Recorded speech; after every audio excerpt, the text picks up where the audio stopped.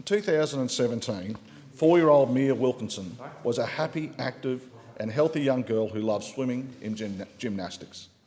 In October that year, Mia suddenly became critically ill and ended up in an intensive care unit on life support. Mia had sepsis in response to a bacterial infection. Against all odds, she fought hard and survived this deadly disease.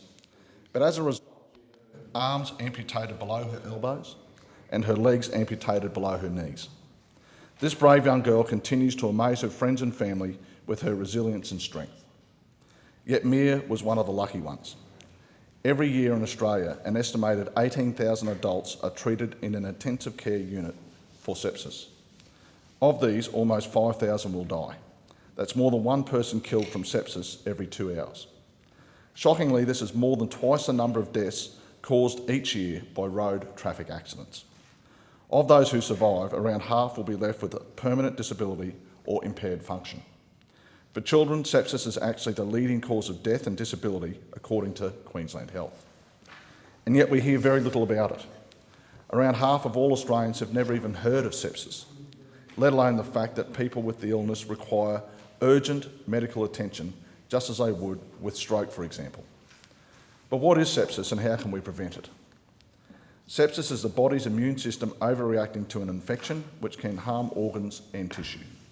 It has been referred to as a silent killer because it can be extremely difficult to identify in the early stages.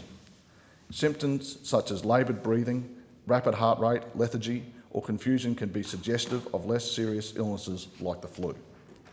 A misdiagnosis can be fatal because every hour of delay in getting proper antibiotic treatment increases the risk of a person with sepsis dying by between 4 and 8%.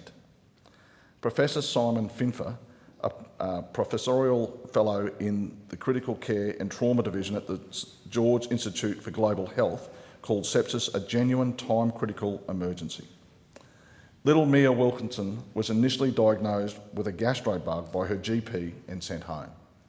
A day later, her parents noticed she seemed incoherent and disorientated and took Mia to an emergency department.